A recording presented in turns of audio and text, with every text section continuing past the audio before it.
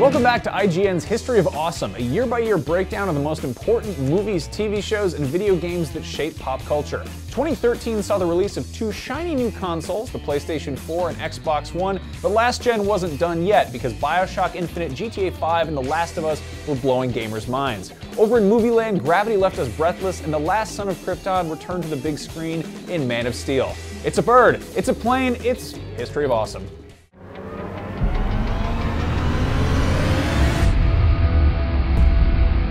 Welcome everybody to the History of Awesome. We're up to the year 2013, almost to the present day. We've got a lot to talk about in the next 30 to 40 minutes or so. Turns out 2013, real good year. Big stuff happened, console launches. I want to start though with a game that was actually a single game bigger than either of the two console launches, Grand Theft Auto 5. There was a brief period of time when we got Grand Theft Auto 5 where I had to play it for the guide, and I played just hundreds of hours. You lived. I think. I lived in Los Santos. For a while. I did, yeah. And it was just before release, and it was just the most wonderful time to play that game because I really was expecting smoke to come out of the side of my PS3. I couldn't believe how beautiful it was, how huge the world was, how many things there were to do and find, the secrets on top of secrets on top of secrets. I had never, this was the culmination of the childhood dream of what an open world game should be. This was a game that was developed by world-class talent, Rockstar North, who'd just done all the GTAs, which had each one better than the next. And they had effectively unlimited time. Took 5 years to get this game out after GTA 4. And they definitely had unlimited money. There were reports that the budget soared north of $250 million, which they made back in half a day. Sold at $800 million of revenue in one day, $1 billion of revenue in 3 days. Jeez. There are very few games where I just wanted to get home and play. And like, I have to get home and I have to play. And GTA 5 was one of them. In recent years, like I don't think I've had that feeling in a very long time. I feel like I would have had that, and I'm not a GTA fan really. Like I appreciate a lot of what they do, but they've never hooked me. The world's never hooked me. The city, the people, all of that stuff. But this one, I flew to LA, sat in a Hollywood apartment over a weekend with my friend Tom, and we just it was like a college experience. Like, oh, his girlfriend's out of town. I'm gonna go hang out. We're gonna get a $300 bottle of whiskey, and we're gonna play Grand Theft Auto 5 for like 72 hours straight. And they gave us the option to play it the way that we wanted to, whatever that might be. They built a story mode into it that was extensive. I mean, a really long, involved story. Frankly, that part wasn't really my thing, despite the excellent performances. I wasn't crazy about the story. I wanted to fool around in that world, but because I wanted to fool around, they gave me button codes. This was a game in 2013 with button cheat codes, where I could unlock all the things I wanted to be able to do. Up, up, down, down. Exactly. Nobody does that anymore. And they had the confidence to put that in there because they said, you know what, our game is so much fun, people are going to play it anyway, even if we let them skip all the best stuff. You guys, yeah, you guys touched on it. The fact that this game, I mean, I think most people think of it now as an Xbox One, PlayStation 4, PC game, but of course, first came out on the 360 and the PS3, and technically, what it pulled off on what was at the time 8-year-old 360 hardware and PS3 hardware, astounding. Yeah, I was just like, wait, why do I need a new one? Like, I still have this now. Like, this is the optimal experience. Let's just build on this and keep going. I mean, even compared to Grand Theft, on a pure technical level, to GTA 4 from 5 years prior, it was just leaps and bounds ahead. Even compared to something like The Last of Us, which is typically touted as one of the pinnacle of software development for that generation, they managed to make a game that was just as technically impressive at any particular moment, but that was also vast and open world. It was just so big, all those systems working together as well as they did. It was just so smooth and finely tested. It was so obvious that they had taken their time and said, is this fun? Does this work? Is this interesting? It was like frankly, in a lot of ways, it was a clinic on good game design. There are things about GTA 5 that I did not like, but I didn't care about those things because I was so into the parts I loved. It's amazing to think, Jared, back when we did the 2008 episode, which you and I were on together about Grand Theft Auto 4, you talked about how just dense GTA 4's Liberty City was. I feel like with San Andreas here in GTA 5, the entire state, that they took that and applied it to an exponentially larger landmass. Every little corner of Grand Theft Auto 5 feels lived in. From I remember the surprise and delight when I was driving out from leaving the city going to Blaine County, and I had the talk radio station on. Yep. And it suddenly crackled and changed over to like the AM, the news signal. Like it's a different set of radio stations. Yeah. Yep. Like, what? Like, that's not advertised. That's not like a feature. There's That's so much just a stuff like thing that like happens. 1% of players might find. Yeah. And they don't care because they're like, that's cool, right? Yeah. Let's just do that. Well, I have one other good example of that. Same thing that happened to me was I was bumming around Vinewood, the Hollywood of Los Santos, and I see a sort of tour bus thing, like a shuttle bus. I'm like, huh? And I walk over to it, and I get on it, and it's a guided tour of the stars' homes, and so I'm just on it, and then it's about 20 minutes of VO of just this woman giving a tour, and the bus just drives around and goes from big house to big house, and it's just this whole thing they never tell you about. It is an Easter egg, effectively. Can you imagine being that writer, having to write 20 minutes of non-stop tourist dialogue? That 1% of the audience might ever hear. That sounds like a dream job to me. I would love that. Yeah. It's right on this like weird esoteric stuff for like the people who care the most. And it was funny. It's incredible. There are still mysteries in this game that haven't been solved. I mean, people they went so deep on the Easter eggs. If you went to this one random spot in the ocean, the Hatch for Lost was down there for some reason, just because it was cool. Sure. And there's a bunch of that. That map up on the top of Mount Chiliad, there are still people on Reddit trying to figure out what that means. And they find little clues hidden all over the game that tie that together. And some of it's X-Files and just people coming up with theories because they're looking for something. And some of it looks like there's actually something too. Like there might still be some mystery embedded in the core of that game waiting to be solved. So we're recording this in February of 2016, and the January NPD sales numbers, the #1 game, Grand Theft Auto 5. Like, how is that possible? This game came out in 2013 in its original iteration on the old consoles. The last piece of the GTA 5 puzzle, though, we have to talk about Grand Theft Auto Online. Right.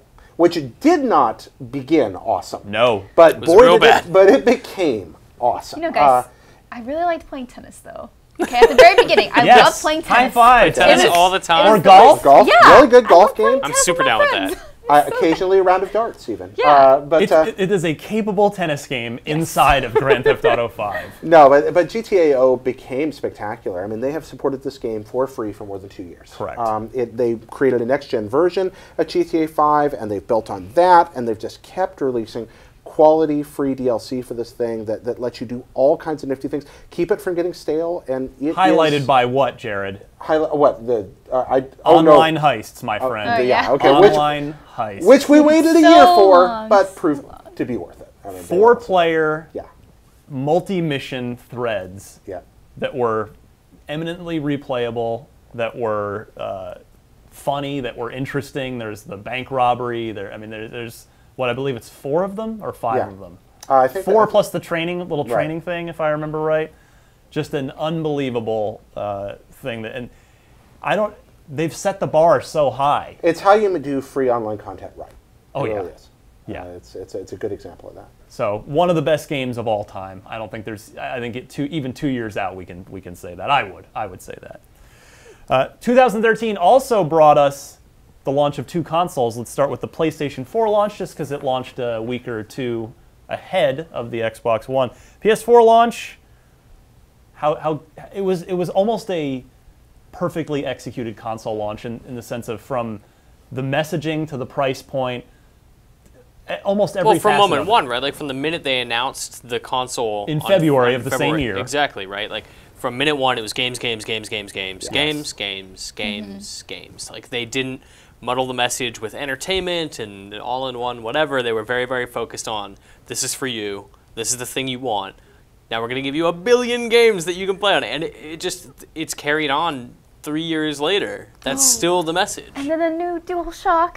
Yay. It was so good. Such an improvement. Yes. I mean, the DualShock had been, obviously plenty of people were using it. The PS2 wildly successful, in back PS1, PS2, every iteration, but the 360 controller was probably the best controller ever made up to that point in time, and it was pretty superior, especially with action games. Well, it took the 360 controller for everyone to wake up and go like, oh, the DualShock isn't very good. Yeah. And this has a lot of problems. They went a long way towards making it a great controller with the DualShock 4. They did. It really, in every way, they found a way to improve on what they'd done the generation before. This was a humbled Sony. This was a Sony that barely stayed in it. I mean, frankly, they were in trouble for a long time, and they caught up there at the end, largely on the strength of that late library push. Well, and just their worldwide strength as well. You know, they still, outside of North America. Exactly. But I mean, so what they do, they create a new console with an architecture built not on some proprietary mess, but effectively now a PC. An x86 architecture. Easy to develop for,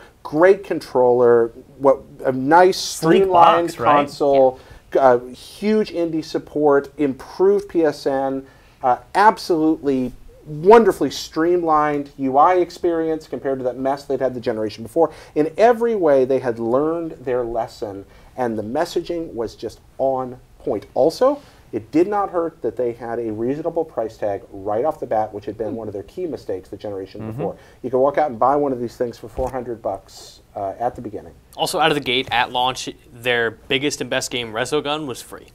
That's true. Right. Yep. Which is sort of a backhanded compliment. A little bit, sense. Right? Like the launch lineup was a little bit lackluster. It was not great in hindsight, but it didn't. They nailed everything else, and it didn't seem to matter for quite a while. It was the promise of the console. No matter what the launch lineup was, it was the promise that this is just the beginning, and it really felt that way. It didn't feel like, oh, this is it.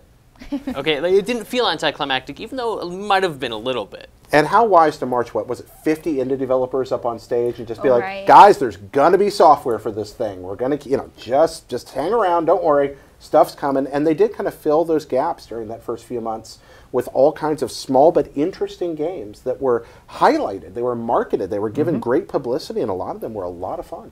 Yeah, just almost flawless on the execution of all of it. It has, of course, gone on to become one of the most successful systems of all time already. I mean, it's raced off to such an incredible start. Which is nuts when you think about the Wii. The Wii was the one that was supposed to, it eclipsed PS2 so quickly. It was the one that seemed unstoppable and insurpassable. But the Wii, it seems like if throughout video game history, you succeed, hubris sets in, and you decide you don't have to listen to anybody anymore. The Wii U is an expression of that. That's happened so many times from the Sega Saturn to the PS3 to the Wii U. It is over and over again. We succeeded, so next generation we're going to do what we want. Oops, we probably should have listened to something. That means the NX is going to be the biggest and best yet. So it could be. Who Hopefully. knows? I sure hope I'd so. love that. I want the NX to be awesome. So the other console that launched that year, the Xbox One, which was turns out the things that they didn't get right were offset by the fact that they actually had a really great launch lineup that they didn't get a lot of credit for. Okay, what's in that launch lineup here? Dead Rising 3. Okay, Dead Rising 3, great. Really, obviously not the best game of all time, but still definitely a smart and fun and humorous open world game with lots of creative stuff in it. Solid. Rise, the most underrated action game of the generation. Thank you. I had notes here. I'm glad you went there for me. It's not not the best game. It's got problems. It's beautiful. It is fun. The story is excellent if you see it through. Sort of good, right? Yeah. How is that possible? There's a lot of really cool stuff to that. Forza Motorsport 5. Right, that's the one that comes to mind. As for launch titles for this thing, I think that's the standout. I mean, launching with that. That is not a game that has a huge fan following in this particular office, but for a huge swath of the world, that was a huge deal. Yeah. But even if you're not a fan, you can look at that and you can say honestly, like, yeah, that's one of the most impressive things I've ever seen technologically. It's incredible. Yeah, absolutely. Those games are fun. As well, and I'll just add Killer Instinct onto the pile too. Fighting games are a bit of a very deeply passionate niche in gaming these days, but Killer Instinct, they brought back this beloved, rare IP and did it in a way that was respectful and had phenomenal mechanics. That was a smart move. Game. Yeah, that was. I wasn't crazy about it, but that was that was a really smart move. To a certain number of people, that mattered a lot. I don't know why they didn't lean more into the free-to-play thing in the beginning. They were so adamant. It's not free-to-play, guys. It's not. Just say it's free-to-play. It's awesome. Yeah, we want free games. It was a bit of a toxic terminology because it made you think of bad mobile games. Sure. Especially back then. And they were having enough mixed messaging problems at that point. I mean, the Xbox One it's the history of became awesome. really. Yes. That's what happened there. To the opposite of Sony's thing, right? Like they had a disastrous announcement. Was a March May 21st, of 2013. May 2013. I was at that event, and it was impressive to see all the cool stuff on stage and to see the console as they announced it. It was all there, and we got to touch the controller and like really get the hang of this amazing, new, improved, arguably the best controller ever made. And then it was just a bunch of mixed messaging from all the executives where it didn't seem like the left hand knew what the right hand was doing, and it seemed really confusing about what this thing was and what it could do and whether or not it was going to be always online and if it was going to be $1,000 and what it was going to be. And you're right. I mean, the Xbox One, we talk about it on our Xbox show Unlocked all the time about subscribe how on iTunes. It's almost a night and day, a different console. Yes. Other than the physical box, almost everything about it's different. But within the context of the couple months of 2013 that it was out, the couple of other things I wanted to highlight that you might just not think about necessarily with the Xbox One. Number one, whisper quiet, unbelievable. You know, it was meant to be on a lot because they had the TV interface stuff, and they were, I think, also very fearful of having the red ring of death mistake repeat itself. So it was, you could say, over-engineered. The cooling system was way overdone. But the fact of the matter is, you can turn the Xbox One on, and you can barely hear it. Oh, and being able to say just like Xbox on is it's so good. How many Xbox machines did Xbox you just turn on right now? Sorry guys. We do it on our show all the time. So.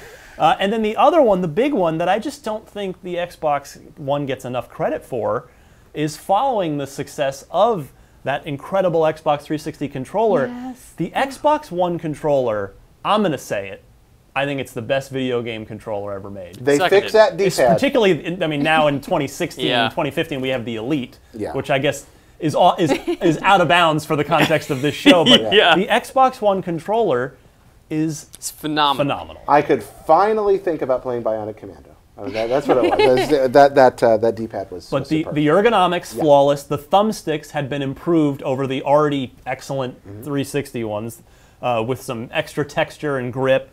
And the triggers, wider triggers. It's just great for all hand sizes too. Like I have really small hands, and that controller is perfect. Perfect for me, perfect for my boyfriend. It just is flawless. And to tie it back in with Forza, because Forza was the only game that did it at launch, the triggers had vibration motors built into them that were so finely tunable that in the case of Forza 5.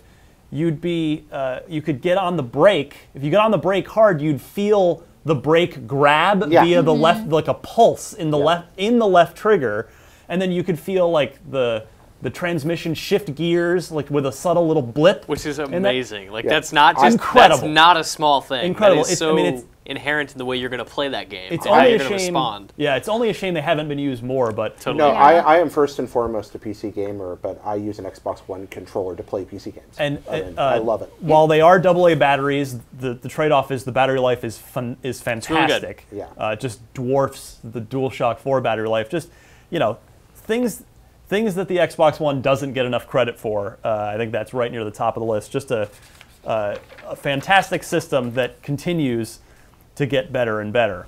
And Jared, you'd had a note here too. The D-pad. That's the how can I not? I talk about that the D-pad. one flaw of the 360 controller. Oh, I hated the 360 D-pad, which stunk because XBLA was the best thing ever and had all these games designed around D-pads, none of which were playable because of that.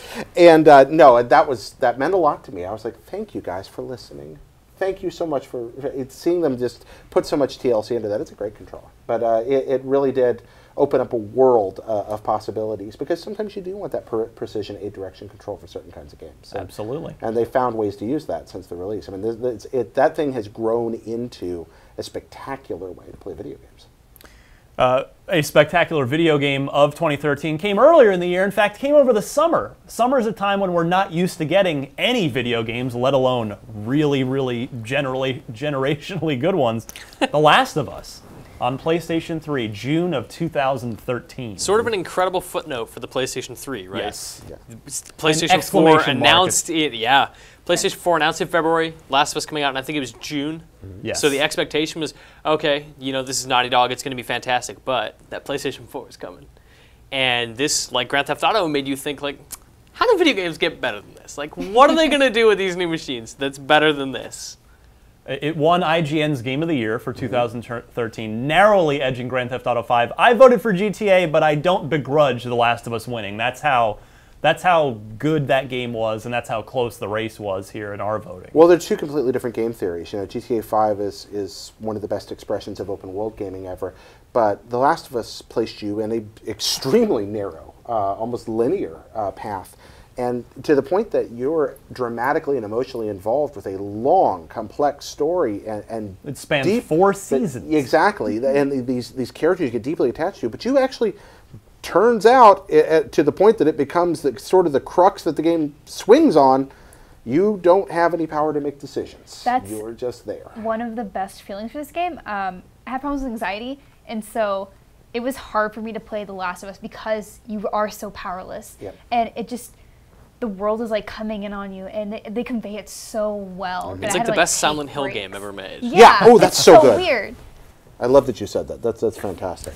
It's obviously so cinematic, very well written. You know, we're still getting used to the idea that games can be well written, and this was one that really is held up as a shining example, and well acted too. Yeah. One of my favorite characters from The Last of Us was never on screen. Ish? Yeah, Ish is just in some notes. Yes. You get some notes, and this entire arc is just conveyed through these beautiful notes that you find in these random places, and it's just a great example of storytelling and how strong the writing can be, and the characters that they build around them too. It's not just about Joel and Ellie; it's about this entire world and how they're all suffering. Those were great too because it was less about like most video games that give you notes and audio logs and stuff, right? Like it's somebody sits down with the tape recorder and is like, "Well, the world's coming to an end, and there's nothing I can do about it. I'm just gonna sit here and die." This is the audio log. Whereas these notes were personal and about people, and they were writing the notes out specifically because it's like, well, I need to write a note. It's the only way I can get in contact with somebody, and I want to document this. Also, special award for best giraffe in a video game ever. And Cried it's like a short list. baby. Yeah. Zoo Tycoon. Alphabet Sue, I think, had one. But in addition to that, it's also the strange realization of this very old video game idea. When CD-ROMs were first invented, people kept trying to make interactive movies, and they were almost universally terrible. You know, it came from the desert. Right, that kind of thing. It came from the desert or sewer shark. Yeah. And people kept trying to do it over the years and find a way to make it work, eventually in 3D environments. The Last of Us took that old, kind of flawed, horrible idea, and they really did create an interactive movie. The difference was they said, for it to be a true interactive movie, you've got to get involved, and it's got to be a great movie. And those two things were both present and perfectly married in this game. It's a work of art. I mean, it really is. It's the kind of game that if you're interested in what makes games great and you want to study that, play this game and take notes. It's a clinic on that. As if, because why not? Even the multiplayer, like I mean, it's basically an extra, and it's pretty good. I thought it would be this, tacked on, throwaway, totally forgettable, mandatory, we've got to put it in kind of thing. And it ended up being just as savage and raw and, resource intensive, and you had to think differently than you did in other shooters, and it ended up being this sort of like thinking players kind of multiplayer experience, more so than, it was less like Call of Duty, more like Counter-Strike in a post-apocalyptic setting, and it was really, really cool, really, really intense, very slow-paced, like the campaign. And your friends got killed. Oof, did they ever? Yeah.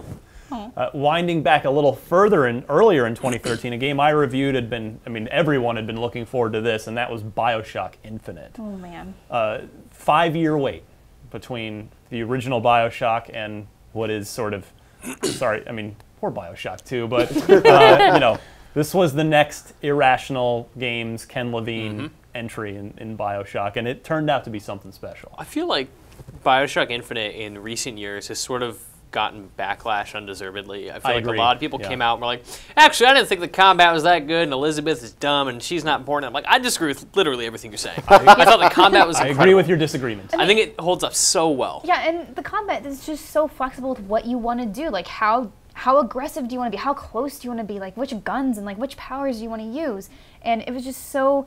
It became very personal, too. Yep. Yeah, the combat's good. I think the pacing of the combat, in retrospect, some people have a problem with. Maybe there was a little much of it in sections. Sure. But I don't think criticizing the mechanics is fair at all. The combat was fun.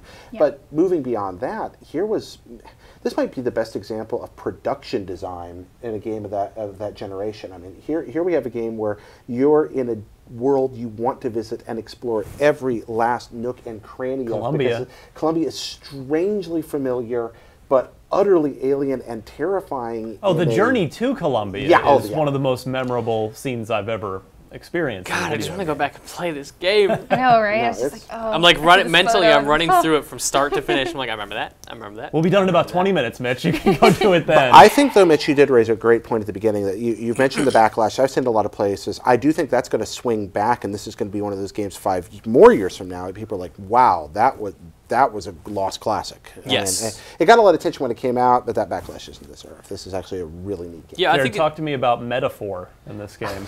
Yeah, the metaphors. Sing it, preacher. The metaphors are heavy-handed, but I appreciated that. You don't want them to be too subtle in a game about a giant flying city. You can't be too subtle with your metaphor. They managed to hit you smack dab in the face, the same way that Bioshock did with Randianism and objectivism. This game hits you with issues of nationalism, insular thought, self-absorption in some really powerful ways. And it's just heavy-handed enough that it feels video gamey, but not so heavy-handed that it doesn't hit you in the stomach a couple of times. There are moments in that story where you're like, oof. Especially looking, say at an election cycle coming up, and just like, some of this is a little too close to what I'm seeing right now. Yeah.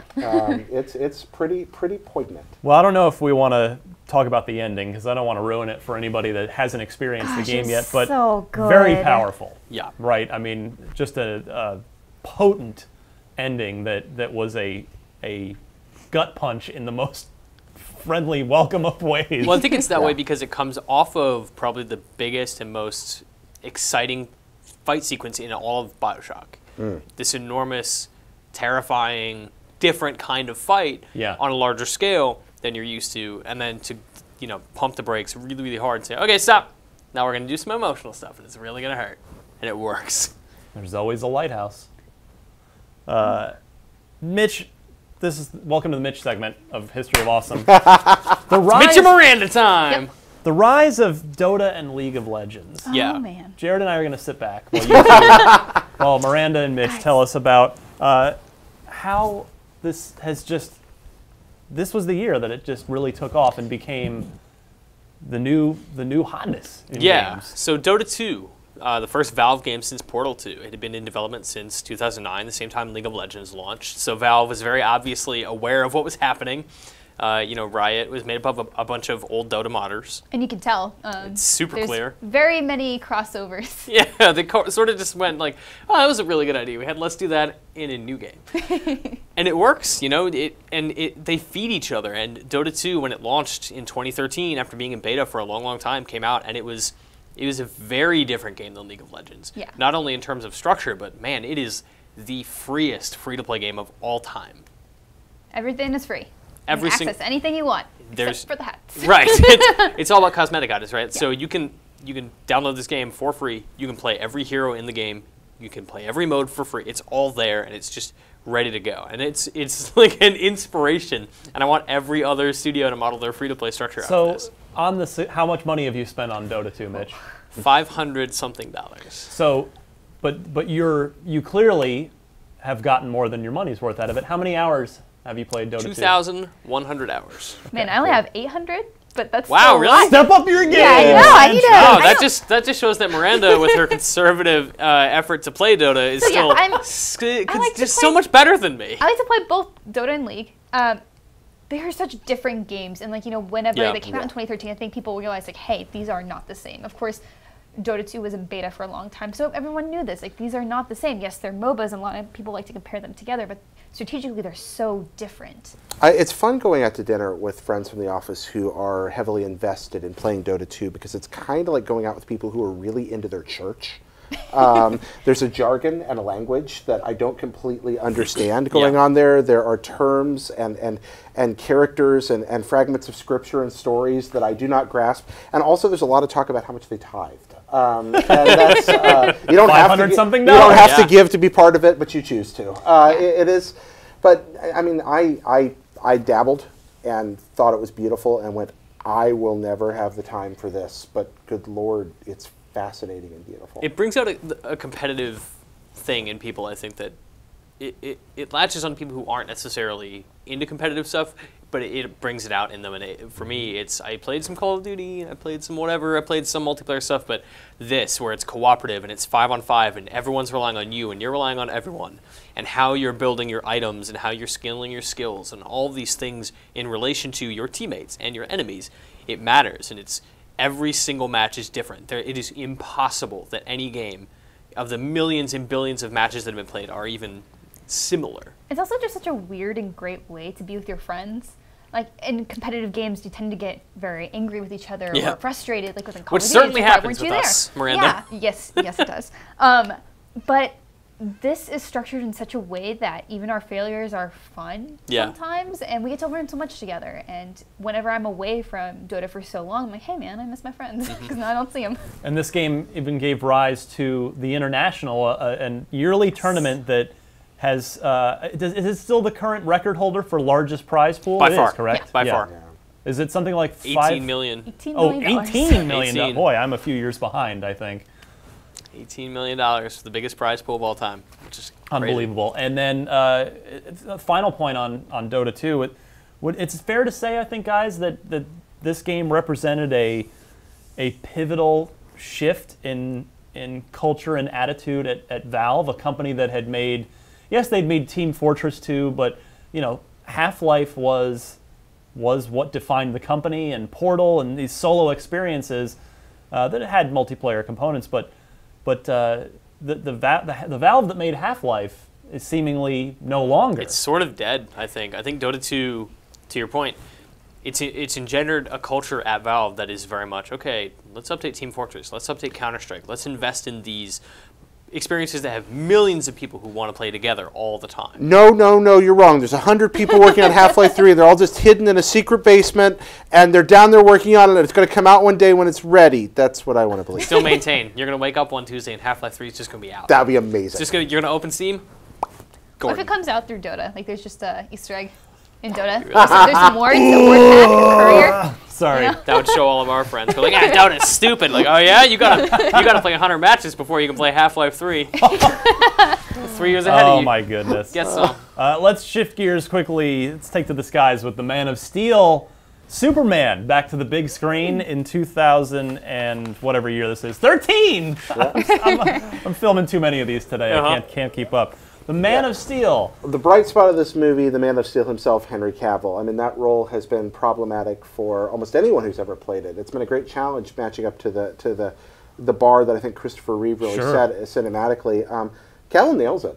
He's a good Superman. There are things about this movie I like, things I like less, but consistently throughout, I sympathize with him, I empathize with him, I'm rooting for him, I feel his pain. He's a good physical actor, he's a good dramatic actor, and he's funny at a few key points where he really needs to be. Our best American superheroes, played by British people. Bringing Christian Bale for Batman. Yep.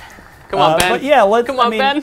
The trailer, remember how amazing the trailers were in the run-up to Man of Steel? Mm-hmm. Just the internet crumbled at the sight of a new Man of Steel trailer. Stop making films. It doesn't get better than Zack Snyder's Man of Steel. But then, turns out Kevin Costner did a great job as Jonathan Kent in this movie too. He was my favorite part of the whole film. Was their relationship? Was watching Clark and Pa Kent sort of figure out what Clark's life was going to be, and watching Clark adapt, and watching Pa Kent sort of have the whole thing figured out. It's just really sweet, touching scenes that paid off really well. Absolutely. Kevin Costner is one of those guys. He's been in so many bad movies that I think we sometimes forget. Kind of like Nick Cage. He's actually a good actor. Yeah. A lot of the time, he can be really good. And Michael Keaton and God, who's the guy in Birdman? Say it. That is Michael him? Was it Michael Keaton? Yeah. God. Michael Keaton. What an amazing actor. So great, couldn't even recognize It's him. great stuff. I was like, there's somebody else. Nope. Same man. Man of Steel made $668 million worldwide on a hefty $225 million budget, but that's a GTA 5 money. That's a nice chunk of change in the studio's pocket when all is said and done. So, as we record, we await Batman vs. Superman, the Ben Affleck-ified sequel to Man of Steel. Ben Affleck, come on. I believe in Ben shall Affleck. see. So ready. Let's talk TV for a minute here before we go back to two more big movies from the summer. House of Cards and Orange is the New Black. These are shows that kind of really changed how we even consume television. It's the birth of binge watching. Yeah. Yeah, it's like before we had. I remember when we first had Netflix, and I was like, oh, there's all these television shows on here. I don't want that. I want movies. Like, give me the movies. And then these started coming out. I was like, wait, I want television. Well, it's because they present them like a film, right? Like, when you get a trailer, like we're waiting on House of Cards Season 4 right now. When those trailers come out, it's like, man, end of February or whenever it is. And you just know, like, it's all going to be there. And it's basically a 12-hour film that you're going to watch in different chunks. I have a unhealthy obsession with the great cheesy television miniseries of the 70s and 80s. I love them. Even the bad ones, especially the bad ones, honestly. From Shogun to the Kent Family Chronicles, like The Bastard and the Rebels. I mean, these. So what we got with House of Cards and Orange is the New Black is we got the return of the miniseries, but done well. High production values, great actors, solid writing, and that's a very hard formula to pull off. To pull it off twice in the same year like that is a testimony to just how much planning must have gone into this. Not all of Netflix's attempts, even I'd dare say the majority of their attempts, have not worked out. But they've been willing to keep experimenting and innovating, and they really hit it with. I mean, is it fair to say, in your guys' opinions, that these two shows really took Netflix to the next level from sort of this this cool service where I can used to get discs and now it elevated it from something that people used to something you had to have. Yes, it became the thing where now you could conceivably cancel cable and feel really good about it because you had original programming, you had all the things you could ever need, this enormous library of things you could catch up on, things you could rewatch, upcoming things you didn't know about, ongoing series that were going to come all at once on one day, on a Friday, and you're going to binge watch it all weekend. 2013 was the year I cut the cord. Went straight to doing everything streaming. So yeah, I think they did pull it off. They still got a long way to go. I mean, this is also the network that this year gave us the ridiculous 6. So, there's still some lessons. Hey, nobody bats 1,000. It's only a 4-picture deal. Yeah, but I would like to see, I'd like to see the movie situation get sorted out. Also, the content spreading out over so many online channels now that discovery is becoming a challenge, but I think somebody's going to figure out a way to meet that as well. It's an exciting time, and people keep coming up with new things. But back to these two shows, the appeal of House of Cards, I mean, again, kind of funny, snarky melodrama.